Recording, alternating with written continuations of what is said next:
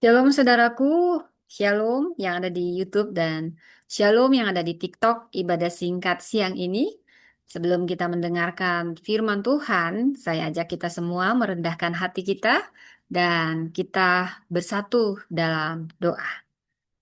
Bapak Surgawi, terima kasih untuk hari ini semua karena anugerah-Mu, kami ada sampai saat ini, semua karena kebaikan-Mu. Dan saat ini kami mau mendengarkan firman-Mu, Roh Kudus, bicara lewat mulut bibir hamba-Mu ini, nyatakan apa yang menjadi isi hati-Mu.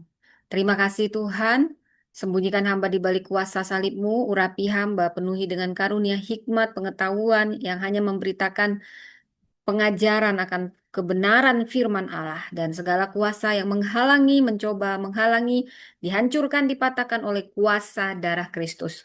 Biar kau tutup bungkus kami semua dan tolong Tuhan, kau yang bicara pribadi lepas pribadi, selain berbicara lewat mulut bibir hamba juga pribadi, lepas pribadi kau jamah dan kau jumpai. Terima kasih Roh Kudus, bukan suatu kebetulan siapapun yang bergabung, baik di live TikTok atau YouTube dan dimanapun firman ini diberitakan didengar, Engkau bekerja secara ajaib. Terima kasih. Di dalam nama Yesus berfirmanlah, kami siap mendengar. Haleluya. Amin. Baik saudaraku, ini saya harus pastikan dulu ya. Suaranya kedengaran ya saudara ya. Baik, iya saudara ya, yang ada di YouTube, Shalom saudaraku. Saat ini saya akan membawakan firman Tuhan yang berjudul Dikenal di padang gurun. Kita buka dari kitab Kejadian 16 ayat 1 sampai dengan 13. Saya akan bacakan bagi saudara-saudari sekalian Kejadian 16 ayat 1 sampai 13 saja. Atau langsung aja diselesaikan ya. Ya.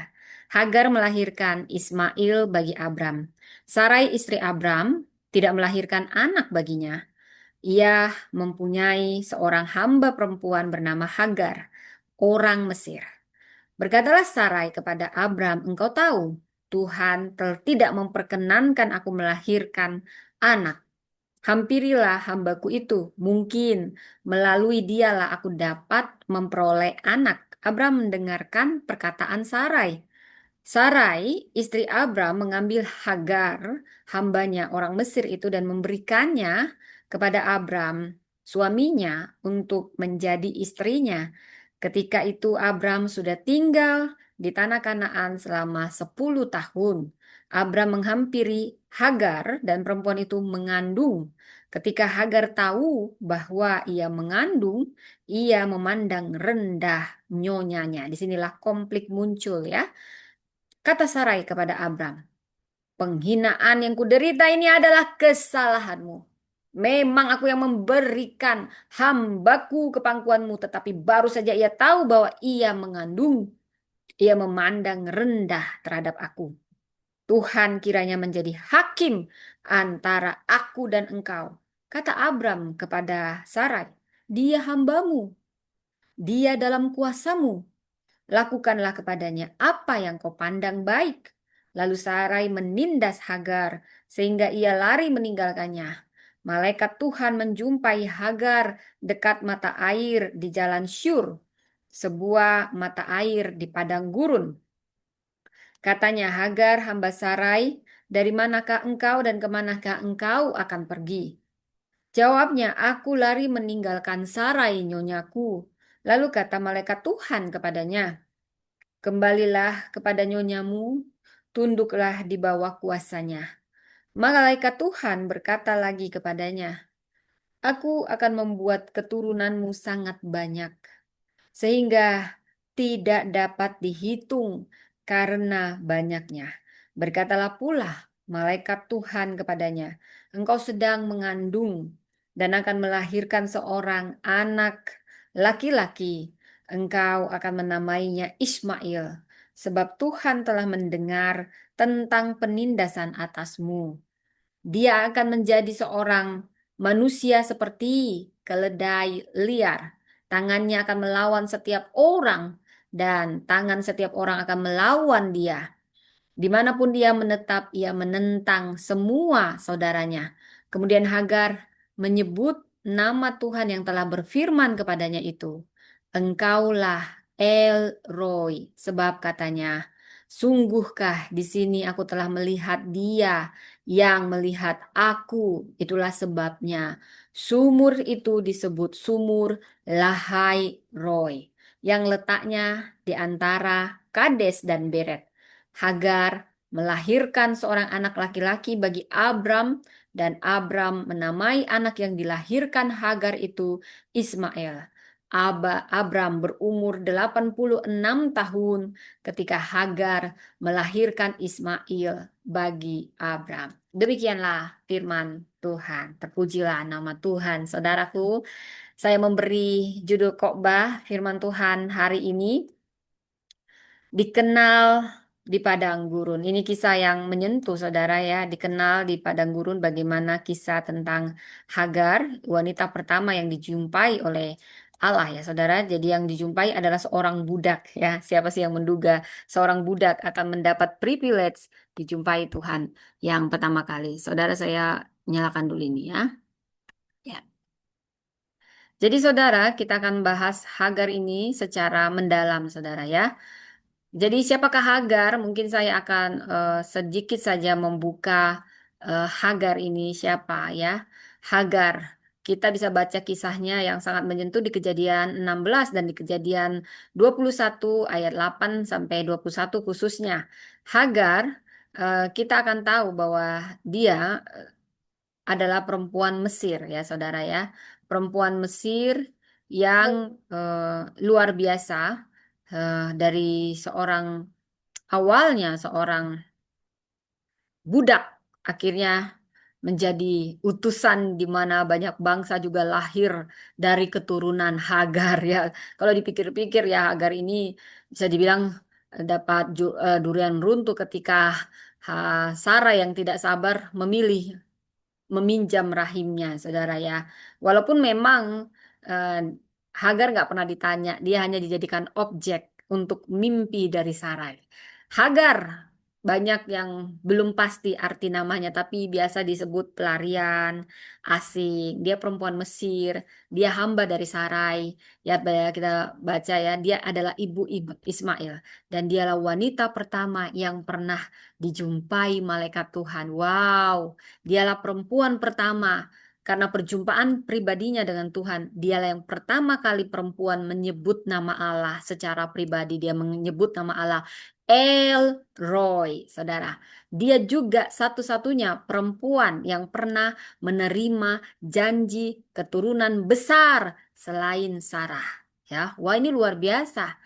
Dia adalah simbol bagi perempuan yang terpinggirkan, yang dicari dan dipakai Tuhan. Seorang budak akhirnya dicari dan dipakai Tuhan menjadi orang yang luar biasa karena dia sempat dijadikan objek, dipinggirkan, ditindas, dan Tuhan memperhatikan orang-orang yang tertindas, orang-orang yang terpinggirkan, orang-orang yang tidak dianggap. Inilah kisahnya dan saya memberi judul hari ini saudara ya, dikenal di padang gurun. Ayat utamanya bisa kita baca Kejadian 16 ayat 7 sampai 13, tapi saya sudah membaca ya Kejadian 16 secara utuh dari ayat 1 sampai ayat yang terakhir ya saudara ya. Saya memberi judul dikenal di padang gurun. Jadi ini juga adalah bagi Anda kisah bagaimana orang-orang terpinggirkan, terlupakan, hanya suatu korban sistem, korban hierarki. Bagaimana Tuhan tidak pernah melupakan saat dunia melupakan. Saat dunia melupakan kita, Allah justru menyapa kita secara pribadi, menyapa nama kita yang Dia kenal secara dalam. Saudara, hari ini saya ingin mengajak kita semua masuk ke dalam kisah seorang perempuan yang mungkin jarang kita bahas, apalagi kalau kita keturunan-keturunan anak perjanjian, keturunan Ishak ya saudara ya. Tapi Alkitab begitu jujur dan Allah begitu penuh kasih kepada setiap orang. Bahkan inilah kisah perempuan yang jarang disebut di mimbar saudara, tapi dicatat Tuhan dengan penuh belas kasih. Siapakah namanya? Hagar. Hagar budak Sarah, perempuan Mesir. Tapi dia diperalat oleh Sarah untuk memenuhi mimpi Sarah. Dan dia seperti hanya objek karena dia budak pada budaya zaman itu. Tapi sekalipun budak, Allah menjumpai Hagar. Dan dia juga akan menjumpai Anda yang mungkin bagi dunia Anda terpinggirkan. Latar belakang kisah Hagar ini terbungkus dalam situasi yang rumit. Saya melihatnya dengan adil, saudara, baik Sarai maupun Hagar sebagai sosok perempuan. Perempuan lah yang paling mengerti perasaan perempuan, saudara. Di satu sisi, Sarai adalah istri sah. Dia adalah istri Abram yang sangat cantik jelita. Dia disebut ibu bangsa-bangsa, saudara ya. Di satu sisi, Hagar hanyalah budak. Tapi perhatikan, walaupun budak, budak yang juga tidak tahu diri awalnya karena dia langsung sombong saat dia tahu dia hamil. Dia langsung sombong sama nyonyanya. Ini mengingatkan kita. Kalau kita awalnya di bawah lalu diangkat Tuhan sedikit aja ke atas, jangan cepat kali sombong ya. Apalagi yang punya rumah baru yang dulunya orang kaya, bukan orang kaya baru. Nah, biasanya dia sombong banget, saudara. Saya juga pernah jadi orang kaya baru, saudara ya. Semua saya sombongkan gitu ya, saudara. Bagi orang sombong, bagi saya sebenarnya kalau dari cara pandang saya sangat bersyukur dan ingin hanya berbagi dan menikmati apa yang saya punya. Tapi orang selalu bilang, sombong, sombong, orang kaya baru. Ya memang saya terima saya orang kaya baru. Baru ini saya ngerasain jadi orang kaya. Biasanya susah, susah, susah mulu gitu saudara ya. Nah, tapi balik lagi. Apapun yang kita terima, itu harusnya kita syukuri, bukan kita sombongkan. Disinilah konflik terjadi antara Hagar, sang budak, dengan nyonyanya, Sarai. Ketika Hagar merasa, oh saya hamil, saya bisa hamil, nyonyaku bisa apa? Itu kan aib, aib, aib. Wah, datanglah si Sarai. Dasar kamu Hagar ya, kamu nggak tahu diri ya. Kamu itu hanya hamba, hamba, hamba, budak kamu. Hah? Saya ini ya, syukurin saya kasih suami saya meniduri kamu. Hah, kamu itu hanya budak. Nah, gitu ya. Awas kamu ya. Nah, ketika ngadu si Sarah yang cantik itu, pujaan suaminya. Langsung suaminya, lakukan, aku juga nggak cinta sama budak itu. Levelku ya kamu, wanita cantik jelita yang disukai Abimelek, disukai Raja Firaun. Kamu yang kasih saya sama Hagar. Mana mungkin saya tolak? Mana ada budaya, buaya, bukan budaya. Buaya menolak bangke. Ah, itulah itu kayak intermezzo saja saudara ya. Kamu istri yang kasih saya sama pembantu, ya saya maulah. Mana ada laki-laki yang nggak mau kecuali dia sudah jadi pastor gitu ya. Enggak. Ini maaf maaf ya. Itu cuman main-main. Ini kisah drama-dramanya Abraham sama Sarai waktu berantem-berantemnya ya. Sebenarnya yang salah sih si Sarai, dia nggak sabar. Padahal Abraham nggak pernah ngeluh. Harusnya kan si Abraham, Pak mah lama banget sih kau udah menopause, sudah gimana gitu ya. Mungkin bukan dari kamu. Nah, bisa aja Abraham ngomong gitu kan, tapi nggak ada Abraham ngomong gitu. Sarainya yang nggak sabar, Sarainya langsung dia selalu sensitif ya. Wanita mandul memang sensitif sekali saudara ya. Aduh, ini sudah 60 saya udah mati haid. Udahlah, Abraham, kau sama Hagar sajalah. Si Hagar pun, hah? Aku akan ditiduri oleh Abram. Jadi mungkin aku nggak mau sebenarnya aku nggak mau. Nah, kamu kan budak, kamu nggak bisa ngomong. Kamu yang harus melahirkan anak, tapi anakmu itu nanti jadi anakku, kata si Sarai gitu ya. Karena dulu begitu budayanya. Ini saya lagi ngomong budaya, bukan ngomong kebenaran, saudara ya. Nah, seperti itulah misalnya kisahnya saudara ya. Apa? Aku sebenarnya tidak mau ditiduri oleh si Abram walaupun dia adalah majikanku. Diam kamu. Diam kamu Hagar. Kamu hanya budak-budak-budak. Aku lihat. Lihat tampangku. Aku ini nyonya besar ya. Kamu adalah budakku. Kamu harus mengikuti mau. Nah, ini kayak dramanya gitu, saudara. Oke, jadi si Abram eh, dia Sarai yang tidak sabar. Abram sabar sih sebenarnya sabar ya. Walaupun dia mungkin, aduh ini si Sarai kok nggak hamil-hamil ya. Nah gitu ya. Tapi dalam kekecewaannya, si ini karena sensitif banget si Sarah ya, udahlah si Hagar aja lah gitu ya. Makanya Anda itu sabar kalau dikasih janji sama Tuhan, walaupun dunia sudah menghakimi Anda, mana, mungkin bukan dari kamu. Ayo nikah lagi, suamimu suruh nikah. Kamu ya, harusnya kamu itu tahu diri kalau sudah tidak bisa memberi pada suamimu anak, kasih dong. Dia tiduri perempuan lain. Iya toh, tetap kau jadi istrinya. Nah, kalau ada yang begitu-begitu, jangan dengarkan dia. Itu akan memunculkan konflik baru. Ya, begitu saudara ya.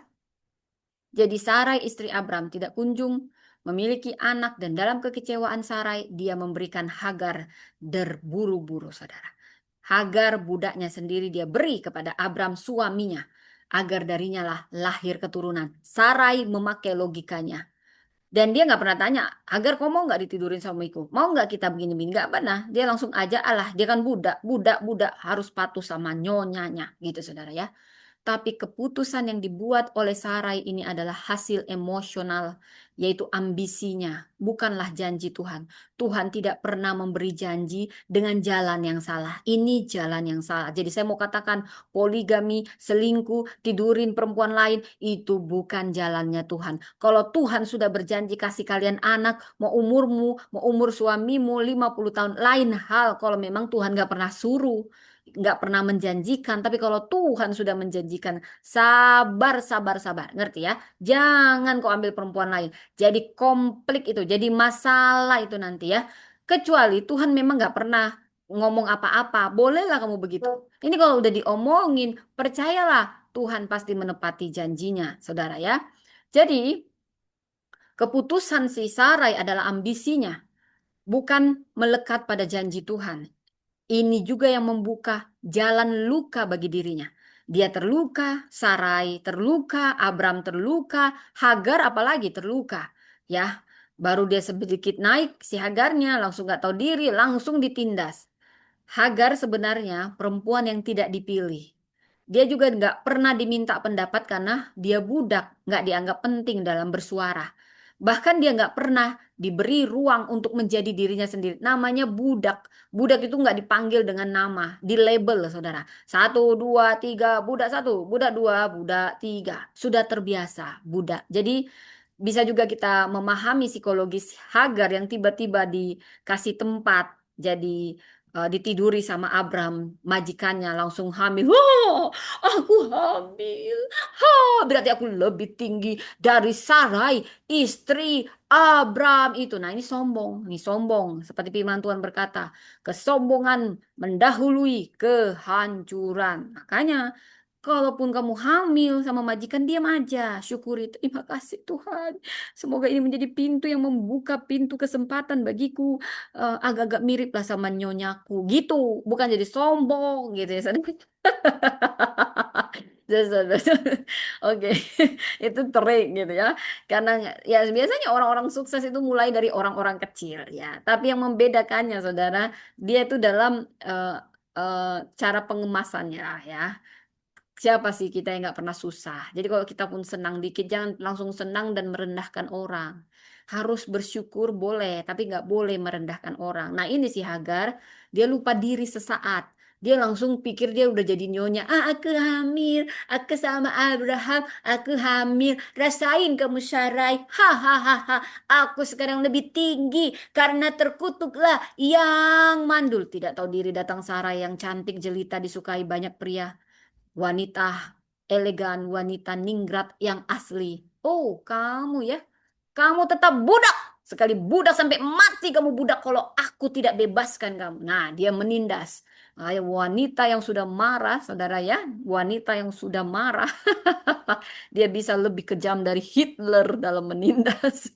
Makanya wanita, Anda jangan pernah kasih celah sama suami Anda. Poligami, no poligami, no tidur ini siapapun. Kalau Tuhan janjikan lu anak, percaya aja. Ya apalagi suami lu nggak pernah nuntut. Makanya jangan aneh-aneh, jangan macam-macam. Kecuali memang lu nggak pernah dijanjiin apa-apa sama Tuhan. Ya, pakailah itu keputusan bersama. Itu pun selalu berdoa dulu dalam membuat keputusan. Jangan ambisi-ambisi. Jadinya luka. Lu luka. Yang lu buat jadi sasaran juga luka. Semua luka. Ya, saudara. Inilah kisah yang complicated. Kisah cinta Hagar, Abraham, dan Sarai. Tapi Sarai lah biang kerok dari semuanya. Karena tidak sabar pada janji Tuhan. Tapi walaupun demikian, Tuhan Allah yang memulihkan segala sesuatu. Dia Allah yang sangat baik, saudara. Dalam kekecewaannya dia memberi Hagar, yaitu Sarai. Saya juga bisa merasakan perasaan Sarai, istri sah. Yang sebenarnya dia itu sensitif dan merasa Tuhan, aku mungkin bukan aku. Lalu dia membawa bencana dengan memilih si Hagar. Gitu ya saudara ya. Tapi Hagar pun akhirnya ditindas. Akhirnya itu seperti bencana bagi dirinya sendiri. Abram yang pusing dengan kedua wanita yang berantem-berantem ini, saudara. Tapi dia lebih pusing sama istrinya si Sarai. Sarai, pernah nggak aku mau nidurin perempuan lain? Kan kamu yang ngasih aku. Mana ada buaya nolak bangkai? Kamu, Sarai. Aku menghargaimu. Menghargaimu sebagai istri kamu. Aku nggak pernah nuntut samamu. Mana Sarai? Mana anaknya? Nggak pernah. Kamu aja sensitif dengan dirimu. Kenapa? Sekarang kau salahkan aku. Ya kan? Nah, sebenarnya kesalahan Abram, dia waktu si Sarai buat keputusan, tidurilah Hagar. Harusnya Abram ngomong, tidak Sarai. Cuman kaulah wanita yang kucintai, tidurilah Hagar. Tidak Sarai. Dia sebenarnya bisa buat keputusan, tapi dia pun nafsu. Mungkin gara-gara itu saudara. Jadi intinya Abram pun salah. Kalaupun Sarai, salah. Tapi lebih salah juga memang Sarah. Tapi juga Abram salah. Seharusnya dia yang menerima janji itu menguatkan istrinya. Tidak sayang, hanya kaulah wanita yang kucintai. Tapi memang pada konteks zaman itu biasa kalau si istri sulit punya anak, dia boleh yang namanya poligami pada zaman itu boleh. Tapi inilah bukti poligami bukan jawaban, saudara. Tetap setia itulah. Setia aja satu istri lu banyak masalah, apalagi lu banyak istri. Wah, percayalah lebih banyak masalahnya. Ya, kita kembali kepada firman ya, saudara ya. Oke. Tapi jadi jangan pernah membuat keputusan cepat-cepat tanpa berdoa dulu. Jangan pada ambisimu, tapi pada janji Tuhan. Supaya tidak ada yang terluka, dilukai, dan melukai. Saudara, Hagar perempuan tidak dipilih, tidak pernah diberi ruang untuk diminta pendapat, tapi Hagar hamil juga. Kalau dia hamil itu pasti juga kedaulatan Tuhan. Waktu si Abraham menghampiri Hagar, kan bisa aja Tuhan batalkan. Lu mau ditidurin sama Abraham berkalipun, kalau aku pilih Sarai, maka Sarai yang kupilih. Nah, tapi dia tetap hamil, saudara. Artinya itu kedaulatan Tuhan.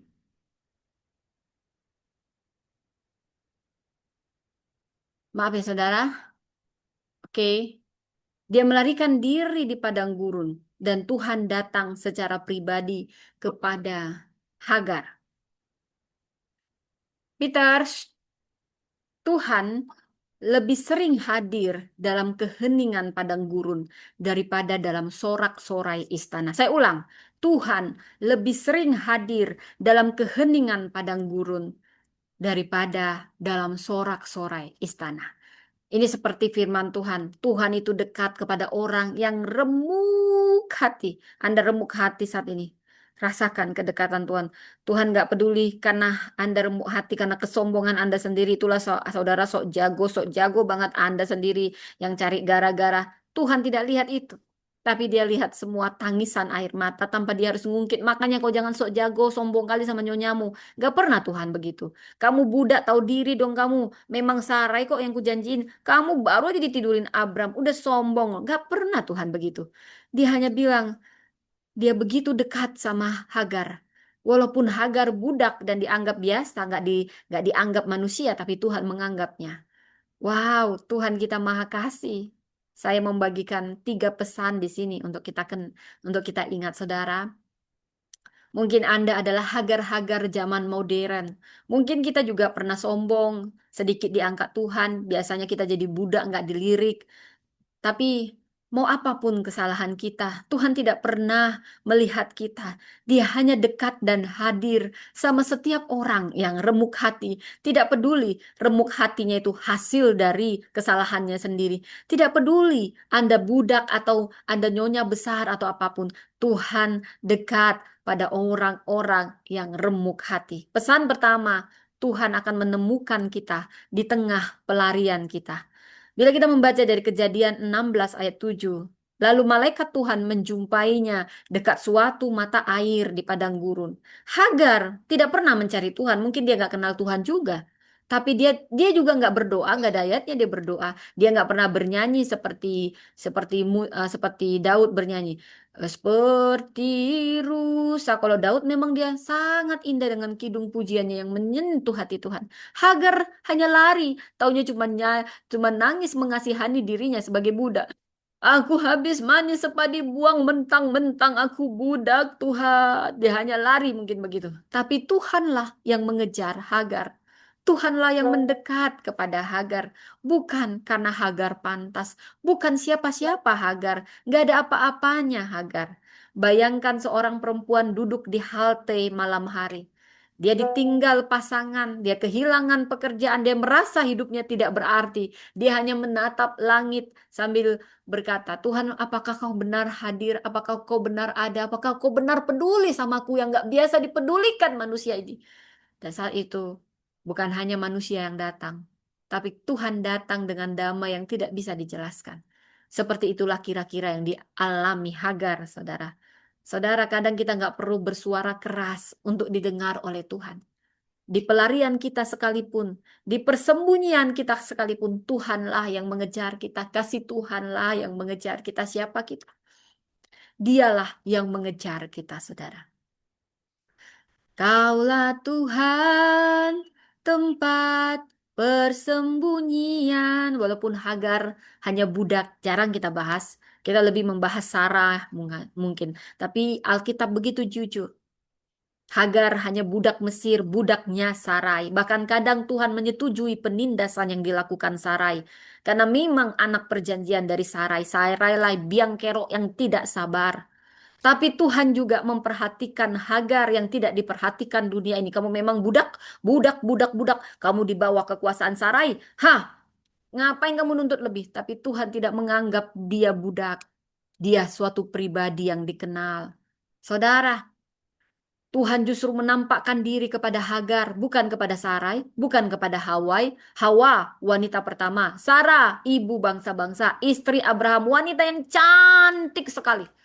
Tapi Tuhan justru memilih menemui Hagar dalam keremukan hatinya. Seorang hamba, hamba Sarai, hamba yang dilabel, hamba yang tidak pernah diminta. Dan dunia pun menyetujui dalam budaya saat itu. Yes, yes, yes, dia hanya hamba nggak boleh bersuara. Sama seperti perempuan. Yes, yes, yes, yes, boleh poligami. Hidup poligami, hidup poligami. Tidak ada poliandri, hanya poligami, poligami. Terpujilah Tuhan. Ada seperti itu? Bohong itu semua. Bohong. Karena Tuhan tidak pernah menyetujui poligami. Dia tahu perasaan perempuan. Bahkan perempuan yang dilabel hanya budak, budak, budak. Bisa jadi istriku. Ha, ha, ha. Paling benci Tuhan sama yang seperti itu. Karena dia mengenal semua perempuan. Dia tahu perasaan perempuan. Walaupun perempuan yang tidak dikenal. Seperti Hagar. Bahkan kita jarang mengkhotbahkannya. Tapi saya mau mengangkat kisah ini. Begitu adilnya Alkitab. Begitu baiknya Tuhan kita. Mau itu hamba. Dia dekat sama orang yang remuk hatinya. Saudara, apakah saat ini Anda sedang dalam pelarian? Anda sedang dalam persembunyian? Anda mengasihani diri Anda karena Anda tidak pernah dilihat, saudara, tidak pernah. Ya, Anda hanya di label. Hei, kau bukan siapa-siapa ya. Kau hanya karyawan. Kau hanya anak pembantu. Kau hanya pembantu. Mungkin seperti itu. Kau sudah biasa diremehkan. Dan kau menangis. Kau tahu, Tuhan paling dekat. Bukan sama anak majikan yang sedang berdoa. Tapi sama anak budak, mungkin pada budak yang sedang menangis. Tuhan lebih dekat sama orang-orang yang hancur hati. Orang-orang yang dipinggirkan. Orang-orang yang diabaikan. Dia tidak pernah lihat agamamu apa. Apa agamamu tidak. Tapi saya mau katakan dia dekat pada setiap kita yang lagi remuk hati. Diabaikan, dipinggirkan. Saudara, apakah ada pelarianmu saat ini dari trauma, dari relasi, dari panggilan? Ingat, Tuhan tidak menunggu kamu rapi, tidak menunggu kok harus sholat 5 waktu, 7 waktu, tidak boleh najis, najis, najis, najis, tidak. Kalau enggak nanti kamu harus bersihkan dirimu lagi, bersihkan, bersihkan. Tidak. Tuhan begitu baik, dia menjumpai tiap orang. Bahkan dia lebih dekat sama orang-orang yang remuk hati. Mau itu budak, mau itu wanita najis, mau wanita yang disebut kafir, kafir, kafir. Saat kau sangat remuk hati, saya mau katakan, Tuhan sangat dekat padamu. Saya mau katakan, bukan karena kau layak, tapi begitulah kemahaadilan Tuhan. Dia dekat sama orang-orang yang remuk hatinya, terpinggirkan, terabaikan. Saudara, Tuhan tidak menunggu kau rapi dulu, rapi semuanya rapi, tidak ada noda. Tidak, tidak, tidak, saudara. Justru Tuhan menjumpai Hagar di saat dia begitu kacau, imannya kacau, di padang gurun, mengasihani diri. Dia budak, aku hanya budak, Tuhan, aku hanya budak. Dan di situ Tuhan menjumpai dia. Bukan karena dia layak, anak pendeta, anak orang yang begini, tidak. Dia hanya budak yang biasa diremehkan, tapi Tuhan menjumpai dia. Dia menjadi wanita pertama yang dijumpai. Bukan Sarai yang dijumpai Tuhan. Walaupun Sarai istri Abraham, ibu bangsa-bangsa, wanita yang dipilih Tuhan untuk menurunkan pewaris bagi Abraham. Tapi yang Tuhan lihat bukan soal janji, tapi dia melihat kehancuran hati dari suatu korban sistem, korban hierarki, korban hanya karena dia budak, tapi bagi Tuhan Anda berharga. Setiap orang berharga, tidak ada label-label. Saudara, yang kedua pesan Tuhan dari sini. Yang pertama tadi apa? Jangan sampai lupa, saudara. Yang pertama, kita akan ditemukan. Tuhanlah yang menemukan kita. Bahkan di tengah pelarian kita. Bukan saat kita rapi, saat kita sujud berdoa, tidak. Bahkan di tengah kekacauan, Tuhanlah yang mencarimu. Saudara, buka hatimu. Mungkin saat ini pesan ini untukmu. Kau merasa bukan siapa-siapa dan kau tidak layak. Kau memang merasa aku yang salah, Tuhan, aku yang salah, aku tidak pantas dilirik. Dan kau remuk hati. Selama kau remuk hati, Tuhan dekat padamu. Bukan karena kau baik, bukan karena sholatmu sudah 10 waktu. Tidak. Tapi Tuhan memang dekat sama setiap orang yang remuk hati. Masalahnya kau mau buka hatimu atau tidak. Dia tidak cari yang sempurna. Dia tidak cari yang rapi dulu, rapi dulu. Dia cari yang mau dibentuk. Yang kedua, Tuhan menyapa kita dengan nama yang sangat pribadi, bukan label. Dunia ini bisa melabelmu. Ha, anak tukang bakso. Ha, si gendut-gendut. Ha, si buruk rupa. Terserah dunia mau melabel apa. Tapi bagi Tuhan, kau sangat pribadi disapa dengan nama di mana kau sangat dihargai. Apapun latar belakangmu, apapun status sosialmu. Kejadian 16 ayat 8 berkata, Hagar, hamba Sarai, dari manakah engkau datang dan kemanakah engkau pergi? Tuhan tidak pernah berkata secara pribadi begini kepada Sarai. Padahal Sarai wanita elegan, wanita bangsawan, istri Abraham, cantik jelita, sampai tua cantik jelita. Tapi Tuhan tidak pernah menjumpainya secara pribadi. Hagar hanya hamba Sarai. Tapi begitu pentingnya perasaan Hagar sebagai perempuan dikenang sama Tuhan. Walaupun kau budak, walaupun kau perempuan yang biasa dipinggirkan. Kelas 2 boleh poliandri. Maksud saya, boleh poligami. Boleh istrinya 4. Karena perempuan tidak dihargai. Yang begini-begini tidak menghargai perempuan. Apa kamu? Hah? Kamu pikir poligami itu jawaban? Ya, itu kekacauan. Kamu aja nggak bisa tahan dirimu. Ya, tidak ada perempuan yang mau menyetujui poligami. Apa itu poligami? Ya, itu bukan jawaban. Tuhan sangat menghargai perempuan sehingga dia tidak setuju dengan poligami. Tapi yang dikatakan di Alkitab ini kebudayaan. Kebudayaan saat itu bukan kebenaran. Saudara, saya suka sekali kejujuran dalam Alkitab.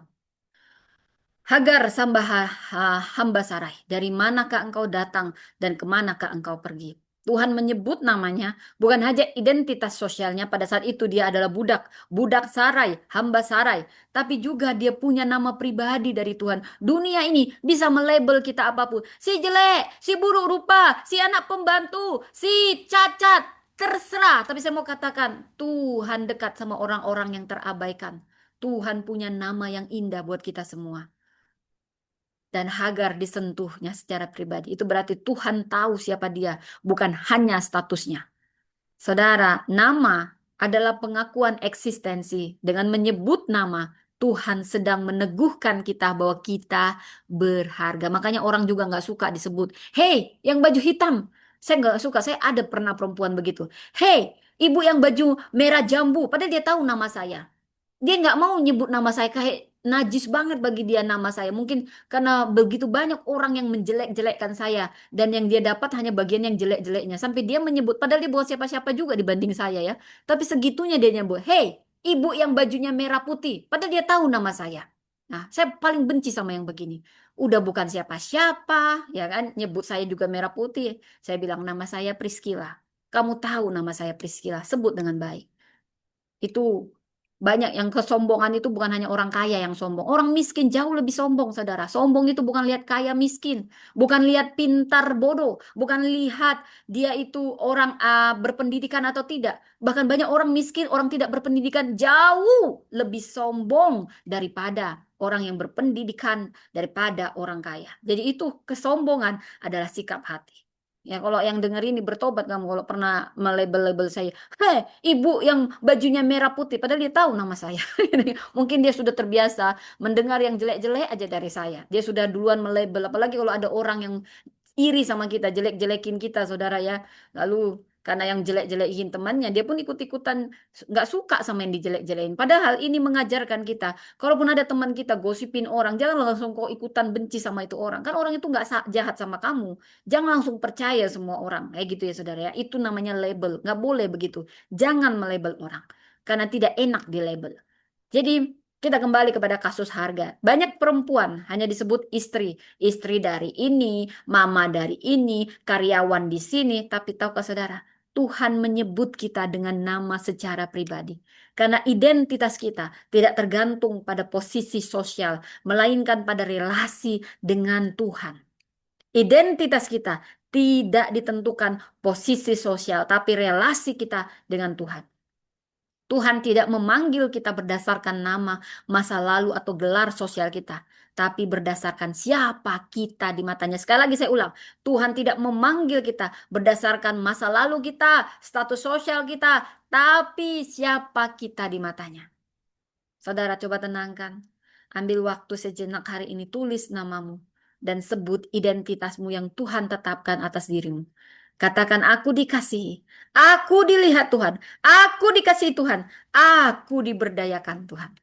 Bagi perempuan yang merasa kehilangan jati diri, Tuhan menyapamu dengan kasih, bukan penghakiman. Yang ketiga, pesannya dari kisah Hagar ini, Tuhan akan mengubah padang gurun. Padang gurun bicara tentang pergumulan, bicara tentang air mata, bicara tentang kekeringan. Tuhan akan mengubah itu menjadi tempat penamaan ilahi. Seperti yang terjadi pada Hagar. Di Kejadian 16 ayat 13, Hagar menamai Tuhan, Engkaulah El Roy. Hagar adalah satu-satunya perempuan dalam Alkitab yang memberi nama kepada Tuhan. El Roy, Allah yang melihat aku. Saudara, dalam sejarah, hanya para patriark seperti Abraham dan Musa yang mengalami pernyataan nama Allah. Tapi Hagar juga ternyata seorang budak, hanya budak perempuan Mesir, perempuan asing. Tetapi dia mengalami perjumpaan langsung dan mengenali karakter Allah. Wah, ini luar biasa.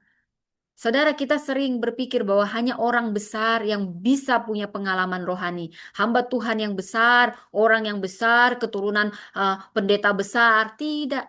Anda juga saat ini, dalam keberadaan Anda bisa ditemui Tuhan. Itulah kedaulatan Tuhan, kemahakuasaannya. Tuhan tidak pandang muka. Hagar membuktikan bahwa padang gurun bisa menjadi tempat penyataan yang suci. Nama Allah yang paling indah justru sering kali terlahir dari hati yang paling hancur. Mungkin Anda paling hancur hatinya saat ini. Saya mau katakan Tuhan akan menjumpai Anda. Dan Anda akan memberi nama yang paling indah bagi Tuhan setelah perjumpaan pribadi Anda. Saudara, apa yang muncul dari kisah hidupmu saat ini? Penyembuh, pemulih, penghibur. Saudara, mungkin kita bisa buat jurnal iman kita, saudara. Kita bisa menyebut nama-nama Tuhan yang kita alami sendiri saat kita sakit. You are my healer. You are the Lord that healed me. You are the Lord my healer. Mungkin padang gurunmu adalah saat ini, di mana kau selalu disuntik, kamu kesakitan. Tapi saya mau katakan Tuhan akan menjumpaimu dalam padang gurunmu. Justru di luka terdalammu akan menjadi kesaksian terbesarmu. Saat kau mengalami Tuhan, kau akan memberi nama-nama yang indah bagi Tuhan. Seperti Hagar, wanita pertama yang mengalami perjumpaan pribadi dengan Tuhan. Dijumpai malaikat Tuhan. Dan dia memberi nama yang indah bagi Tuhan. El Allah yang melihat aku. El Itu yang akan menguatkan perjalanan iman, saudara. Sebagai penutup, ini panggilan untuk semua perempuan dan juga semua laki-laki yang terluka. Hari ini, mungkin ada di antara kita yang seperti Hagar. Kita merasa hanya dimanfaatkan, digunakan, lalu dibuang. Mungkin kita merasa nggak punya masa depan. Mungkin kita merasa nggak dikenal loh di dunia ini. Biasanya di label. Hei nomor satu. Hei kamu anak. Hei kamu pembantu. Hei kamu ini. Kamu hanya di label. Tapi saya mau katakan saat ini. Dengar ini baik-baik. Allah mengenalmu. Allah melihatmu. Dan Allah memanggilmu. Hagar datang ke padang gurun sebagai perempuan yang kalah. Tapi dia keluar dari sana sebagai perempuan yang dijumpai, dipulihkan, diberkati. Saudara, Tuhan yang akan menemukan kita, bahkan di pelarian kita yang paling gelap, kemanapun kita melarikan diri dan mengasihani diri. Tuhan mencari kita. Dia sangat dekat pada saat kita remuk hati. Tuhan akan menyapa kita dengan nama. Bukan dengan aib, bukan dengan label dunia. Tuhan yang akan mengubah tempat luka kita menjadi altar penamaan yang begitu indah kita beri kepada Tuhan. Katakan, kaulah El Kau melihat aku di tempat tidur ini di mana semua manusia sudah meninggalkan aku. Kau melihat aku di panti ini di mana semua melupakan aku. Engkaulah El yang melihat dan mengenal aku. Saudara, Tuhan tidak datang ke istana sarai. Tapi dia ke mata air di padang gurun. Karena kasihnya turun ke tempat terdalam. Tuhan tidak hanya melihat keberhasilanmu. Dia mencatat setiap air matamu. Kita dikenal oleh Tuhan lebih indah daripada diakui dunia ini. Tuhan, mari kita berdoa saudara. Demikian firman Tuhan saat ini. Terima kasih Tuhan untuk firman-Mu. Seperti Hagar kami datang dengan luka. Mungkin saat ini anak-anakmu datang dengan luka, dengan pertanyaan, dengan pelarian, tapi hadirat-Mu. Kami menemukan kasih yang mengenal, kasih yang menerima, kasih yang memberkati. Bukan karena kami sempurna, tapi karena Engkau El Allah yang melihat kami. Pulihkan hati setiap perempuan hari ini yang seperti Hagar tersisihkan, terabaikan, dimanfaatkan, korban sistem dan hierarki. Biarlah setiap luka itu menjadi kesaksian. Kau jadikan padang gurun kami sebagai tempat penamaan baru di dalam nama Tuhan Yesus. Amin, amin. Demikian firman Tuhan saat ini. Tuhan memberkati. Anda bisa menyaksikan ulang tentang ini di Priscilla Das Channel. Baik teman-teman yang ada di YouTube, Tuhan memberkati. Dan jadilah perempuan-perempuan yang kuat, perempuan-perempuan yang mengalami perjumpaan Tuhan, mengalami perjumpaan dengan Tuhan. Seperti Tuhan melihat Hagar di padang gurun dan menyapanya, saya percaya Dia juga melihat setiap kita dan akan menyapa kita secara pribadi. Kita tidak hanya dilihat karena keberhasilan, tetapi kita dilihat dalam tetesan air mata kita, dalam kesenyapan, dalam kediaman. Dan Tuhan melihat setiap kesetiaan kita yang tidak dilihat manusia. Dan Tuhan melihat setiap keteguhan hati kita. Dan kita akan terus setia memeluk panggilannya, sekalipun di tengah kelelahan jiwa, karena ada kasih dan anugerahnya. Dan saya berdoa kita semua bukan hanya akan menjadi pemulih, tapi kita akan menjadi perempuan dipulihkan untuk memulihkan dari padang gurun luka akan bangkit sumur pewahyuan. Tuhan memberkati. Tuhan memberkati yang ada di YouTube. Bye.